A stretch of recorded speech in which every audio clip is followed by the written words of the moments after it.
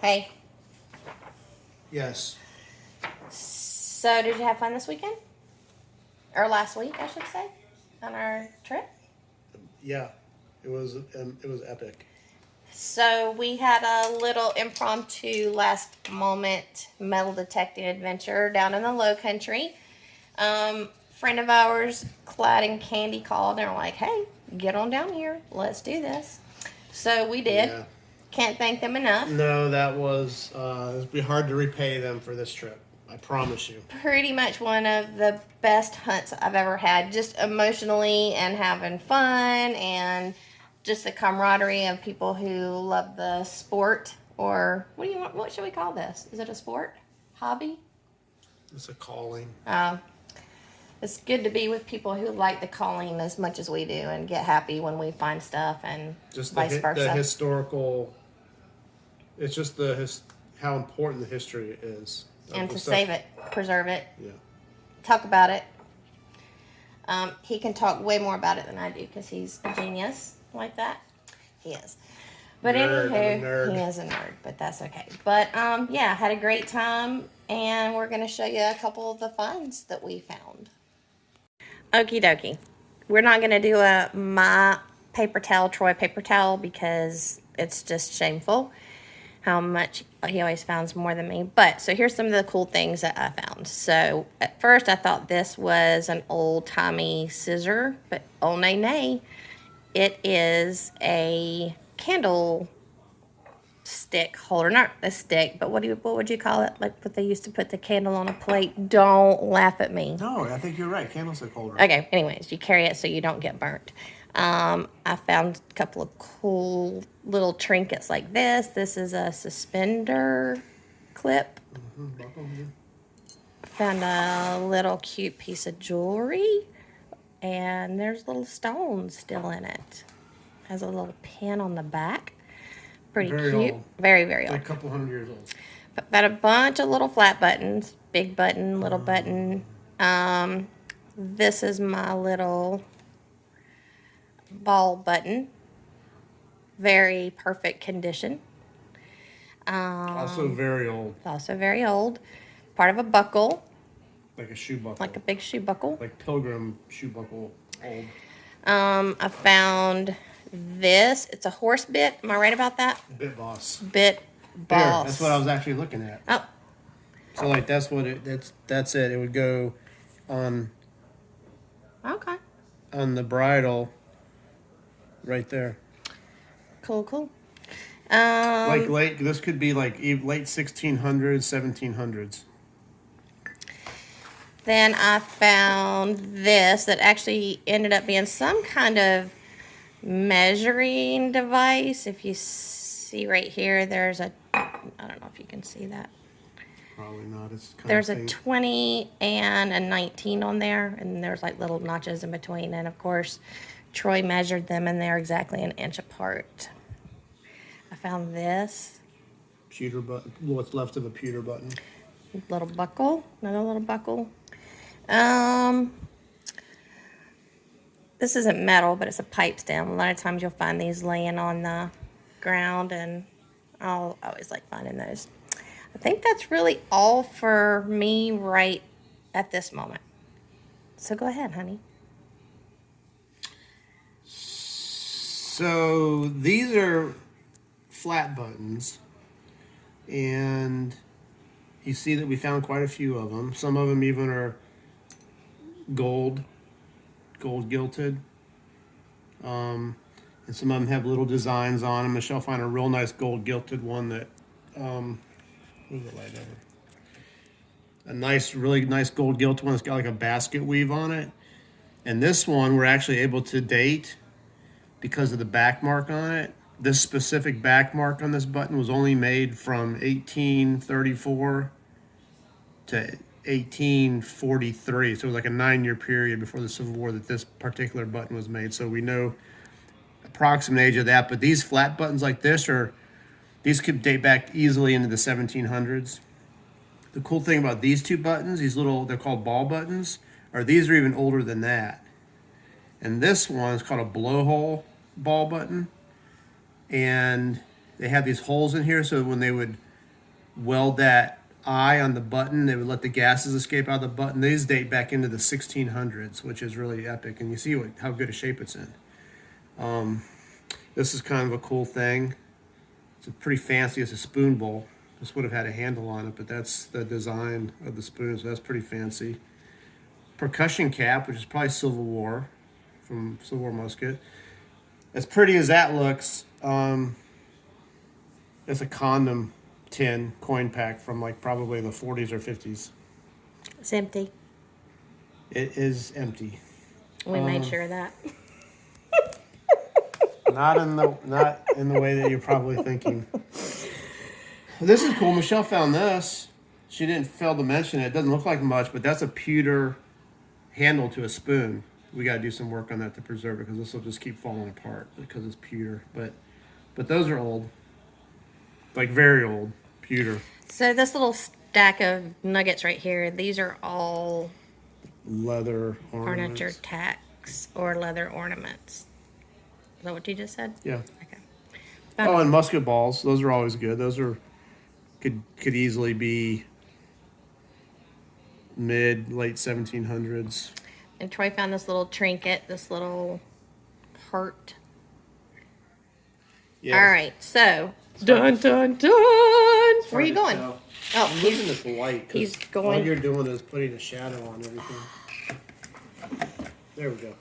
All right. Okay, So we have red. We have red carpet items. I don't know how we should do this. We'll just do it. We'll do it like this. Okay. Okay. Item number 1. Item number 1 is a coin. It's a German Prussian coin. It's in amazing condition. Like it looks like it was made yesterday. See that? The cool thing about it is the date 1706. So that is a 316-year-old coin. And it literally looks like it was minted yesterday.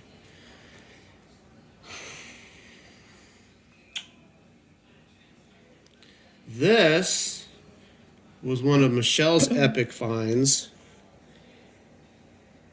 That is a War of 1812 1st Regiment artillery button. And so that would have been, even though it was War of 1812, that button's probably from 1800 to 1810. And as you can even see in there, it's like same thing. It's in amazing condition. Another one of Michelle's finds, and as long as we've been metal detecting, this is the very first one that either one of us have ever found. Never knew there was even such a thing as this. Not in the best shape, but that is a shield nickel. And I'm not 100%. They date from like the late 1860s into the 1880s, I think. Don't hold me to that, but it's a post-Civil War coin. And even though it was a nickel, it was actually mostly copper coin. But anyway, those are, like, I don't even know that I've been around anybody. I've never seen one dug. I'll just say that. I've never seen one dug. So that's kind of cool, shield nickel. Like I said, you don't see those every day. This was a shock because it was like literally encased in like concrete, and I carried it around for 2 or 3 days. And then finally last night, I'm like, okay, I got to find out what this is. So I started breaking the incrustation off of it and cleaned it up. And this is what I ended up with.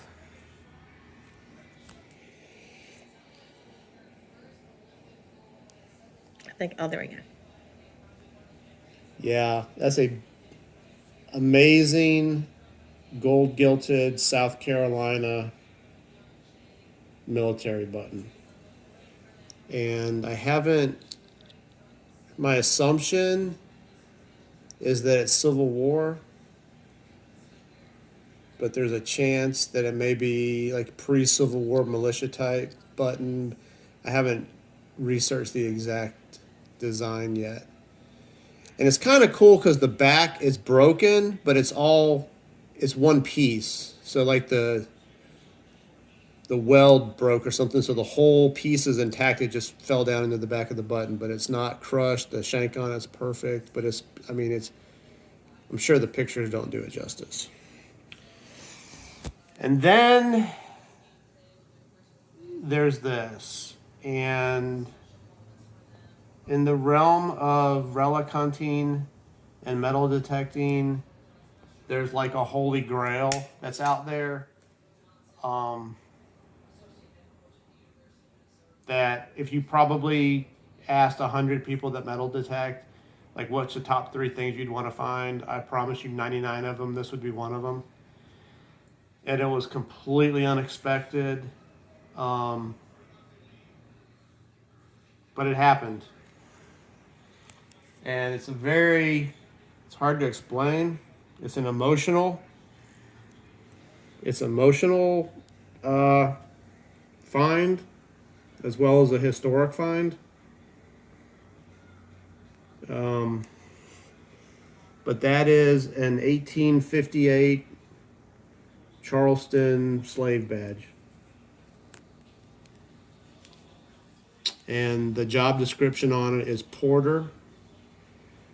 And it's got a identifier number, and I think it's 426.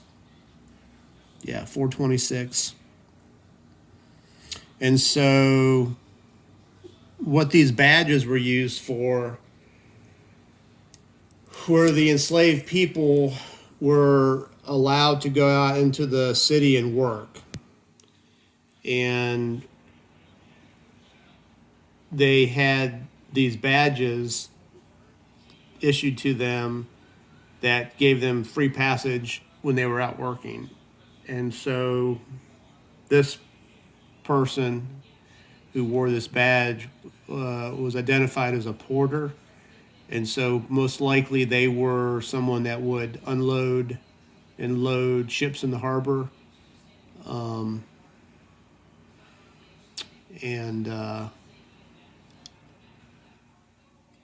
Apparently, and they issued them new every year. So it wasn't like someone had one in 1858 and kept it for 10 years. They reissued them every year. So this would have been most likely lost, dropped in 1858. And so just the emotional part of the thought of what people went through then, and the fact that the person that dropped this was an enslaved person is just, like I said, it stirs up a lot of emotions and thoughts. And I'm very fortunate that I was able to save that, and I am going to try to get it. There's some professionals that do restorations, and I'm going to try to get it bent out, and so that I can properly display it in remembrance of what was happening at that time.